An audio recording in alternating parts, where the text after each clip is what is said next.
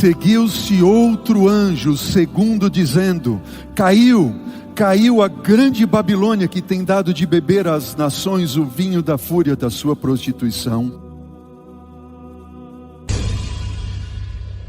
Depois o cordeiro quebrou o segundo selo. E eu vi o segundo ser vivo dizer: venha. Aí saiu outro cavalo, que era vermelho. O seu cavaleiro recebeu o poder de trazer a guerra ao mundo, a fim de que as pessoas matassem umas às outras. E ele recebeu uma grande espada.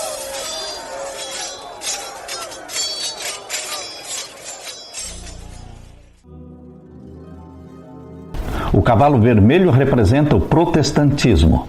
Dentro do protestantismo, onde temos hoje mais de 42 mil igrejas cristãs.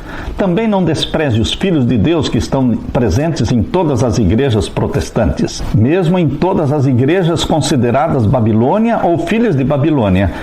Deus tem milhares de filhos e filhas sinceros. Que os mártires só serão julgados quando o número deles se completar. E o número dos mártires ainda não se completou. Apocalipse 6, versículos 3 e 4. Quando ele abriu o segundo selo, ouvi o segundo ser vivente dizer: vem! E saiu outro cavalo, um cavalo vermelho, e ao que estava montado nele, foi dado que tirasse a paz da terra, de modo que os homens se matassem uns aos outros. E foi-lhe dada uma grande espada. Segue-se o juízo do cavalo vermelho, cujo cavaleiro é a besta da terra, os Estados Unidos, com grande poder bélico, matará a muitos. Ao considerar uma equivalência entre o cavalo vermelho e os Estados Unidos, críticos apontam para o papel dos Estados Unidos como uma superpotência que, direta ou indiretamente, tem se envolvido em conflitos ao redor do mundo. Como o Cavaleiro Vermelho leva guerra e conflito, muitos veem os Estados Unidos, que tem a maior máquina militar do mundo, como um agente ativo em conflitos. Desde a Segunda Guerra Mundial, os Estados Unidos têm participado de conflitos globais, tanto direta quanto indiretamente, em nome de segurança nacional, defesa de aliados ou proteção de interesses econômicos. Isso inclui intervenções em países do Oriente Médio, Ásia e América Latina. Capacidade de tirar a paz do mundo. O Cavaleiro Vermelho simboliza a remoção da paz. A presença e intervenção militar dos Estados Unidos podem ser vistas de forma semelhante. Os Estados Unidos, ao intervirem em diferentes partes do mundo, acabam alterando o equilíbrio de poder em determinadas regiões, gerando instabilidade.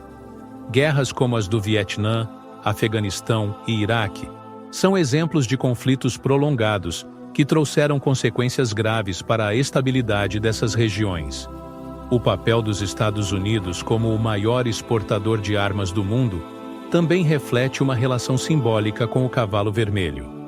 O fornecimento de armas para regiões de conflito e a indústria militar dos Estados Unidos contribuem para a continuidade de guerras e conflitos, levando a mais destruição. Assim como o Cavaleiro Vermelho é associado ao uso da força para impor controle e autoridade, muitos veem a política externa dos Estados Unidos como uma estratégia de dominação. Ao apoiar militarmente governos aliados e intervir em países onde há interesses estratégicos, os Estados Unidos buscam manter seu domínio, o que contribui para um ciclo de conflitos. O Cavalo Vermelho é uma figura de divisão e conflito, e os Estados Unidos, devido ao seu papel global, muitas vezes se tornam o centro de polarizações internacionais, opondo-se a países como Rússia e China. Essa comparação entre o Cavalo Vermelho e os Estados Unidos reflete as preocupações com a influência e o papel dos Estados Unidos na manutenção da paz ou no fomento de conflitos globais. A besta que emerge da terra e o cavalo vermelho do Apocalipse podem ser vistos como duas faces do mesmo sistema de mal e desordem. Ambos são usados para submeter a humanidade, seja pelo confronto direto da guerra, cavalo vermelho, ou pelo controle espiritual e ideológico, besta da terra. Em suma, a besta da terra é a força que controla as mentes e corações, enquanto o cavalo vermelho leva as pessoas a ações físicas de destruição. Juntos, eles compõem uma imagem de como o mal atua em múltiplas esferas para subjugar o ser humano, tanto externamente, por meio do conflito, quanto internamente, por meio da dominação ideológica e da restrição à verdadeira paz e liberdade.